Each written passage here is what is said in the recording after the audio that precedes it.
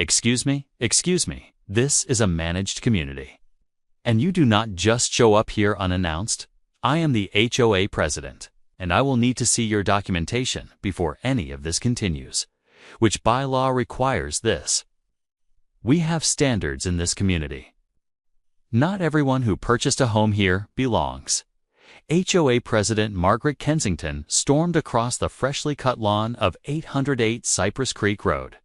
She waved a fabricated violation notice and screamed that Mateo Silva had 48 hours to vacate. She claimed he would face a $15,000 lien placed against his deed. This was a home he had just paid for in cash. She threatened to have his vehicle towed directly from his own driveway.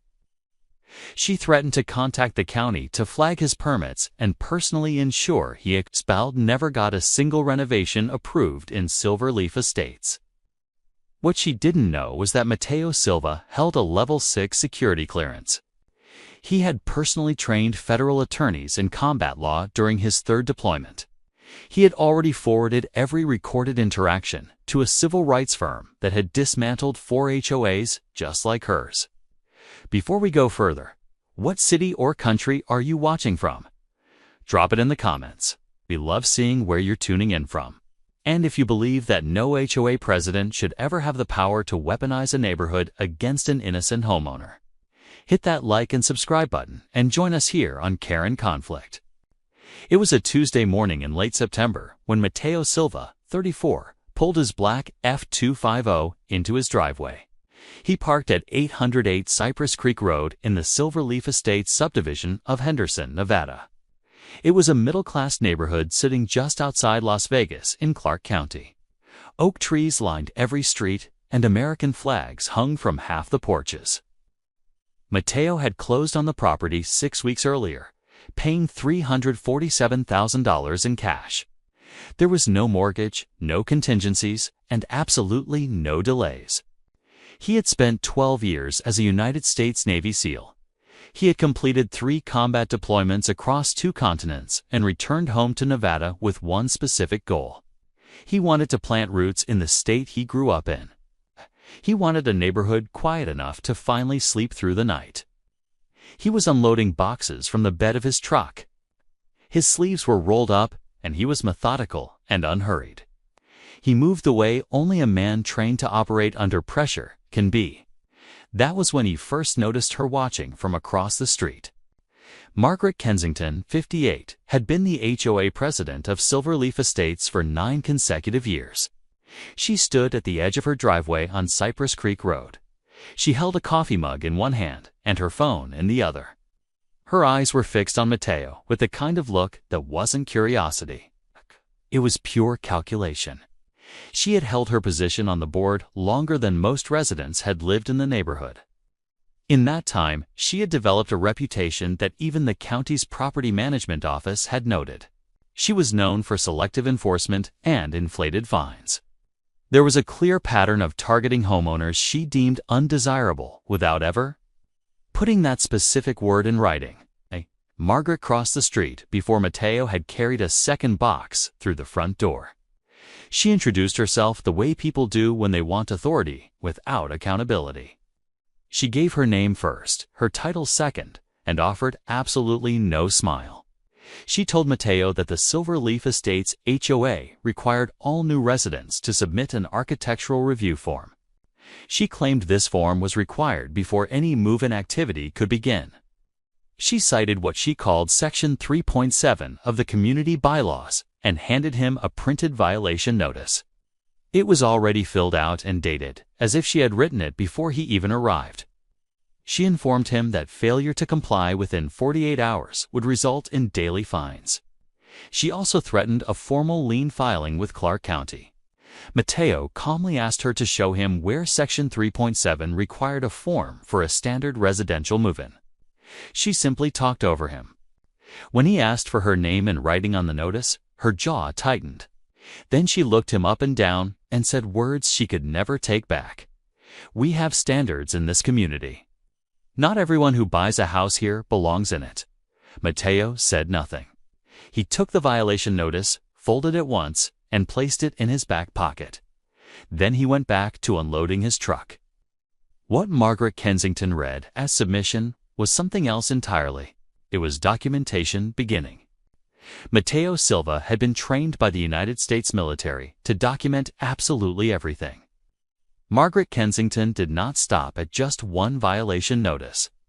By the end of that same week, Mateo had received 3 more. One was for a trash bin that was visible from the street for 11 minutes past the HOA's collection window. Another was for a garden hose left coiled on his side yard. The third was for parking his truck 18 inches too close to the sidewalk, according to a measurement Margaret had taken herself. None of these violations had ever been issued to any other resident on Cypress Creek Road. Mateo photographed every notice, every timestamp, and every comparable property on his street. He documented that other properties had the exact same so-called violations with zero paperwork to show for it. Margaret then called an emergency HOA board meeting at the clubhouse. She presented Mateo's property as a compliance concern to the other 4 board members at the facility on Desert Shadow Parkway. She told them he was completely uncooperative. She claimed he had refused to submit required documentation and that the neighborhood's property values were at risk. What she did not tell them was that the documentation she referenced did not legally exist. 2 board members voted with her. The other 2 stayed quiet, which in a room like that amounts to the exact same thing. Then she made the call she had been threatening to make since the first day. She contacted ICE and reported Mateo Silva as a person she suspected of being in the country illegally. She explicitly cited his last name and his appearance as her basis for concern. 2 federal agents showed up at 808 Cypress Creek Road on a Thursday morning. Mateo opened the door, looked at both of them without a word, and handed them his documents. He presented his military identification, his honorable discharge papers, and his United States passport. The agents looked at the documents, looked at each other, and apologized before they left. Margaret was watching the entire exchange from across the street. She thought she had one. She had no idea that one of Mateo's neighbors was watching everything unfold from his porch. Arthur Pendleton, a retired Army sergeant, had recorded the entire ICE visit on his phone. He was already texting a journalist he knew at the Las Vegas Review. The story went live on a Friday morning at 6:42 a.m. By noon, it had been shared 40,000 times. By evening, it was being covered on 3 national news networks. The headline was simple, and it hit like a brick. Nevada HOA president called ICE on a decorated Navy SEAL because of his last name. There was no softening it. There was no gray area whatsoever. The facts were laid out in black and white, and they did not move. The article named Margaret Kensington by her full name, by title, and by address. It included Arthur Pendleton's video of the ICE visit. It detailed Mateo's military record, his 3 combat deployments, his commendations, and the cash closing documents. It also included something Margaret never expected anyone to find: a clear pattern. The journalist had pulled HOA violation records from Clark County going back 7 years. They found that every single escalated fine and lien threat Margaret had ever filed was against a homeowner who was Black, Hispanic, or Asian. Not one had ever been filed against a white resident. Not a single one. Then came the part that truly buried her. Mateo's attorney, a civil rights lawyer named Valerie Cortez out of Las Vegas, held a press conference that same afternoon. She had previously won Fair Housing Act cases in 4 different states. She was calm, direct, and she did not raise her voice once during the press conference. She announced that a federal complaint had already been filed with the Department of Housing and Urban Development 30 days prior. This was before the ICE agents ever knocked on Mateo's door. She said Mateo had anticipated every move Margaret made because he had seen the pattern in her records before he ever unloaded a single box. He had not been reacting to her. He had been building a case from day one with the same discipline and patience he used in the field. Valerie Cortez then placed a single document on the podium for everyone to see. It was a full audit of the Silverleaf Estates HOA finances. It showed $43,000 in unaccounted fees collected over 5 years, all processed during Margaret Kensington's presidency. The room went completely silent. Margaret Kensington did not attend the press conference.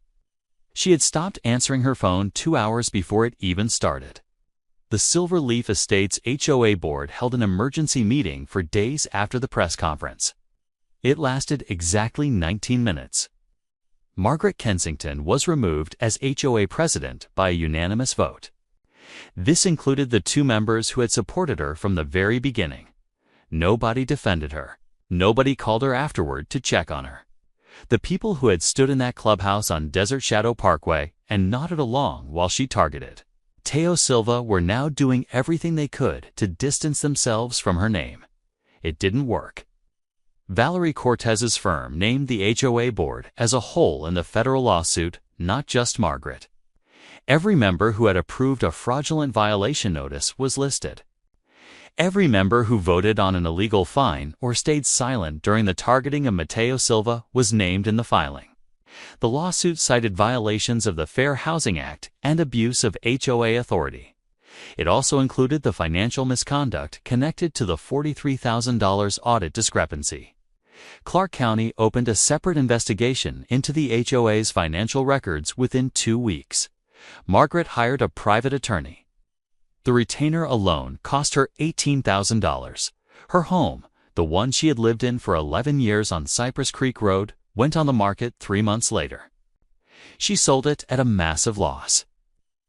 No buyer wanted to pay full price for a house whose owner had been named in a federal civil rights case that was still active and still generating headlines.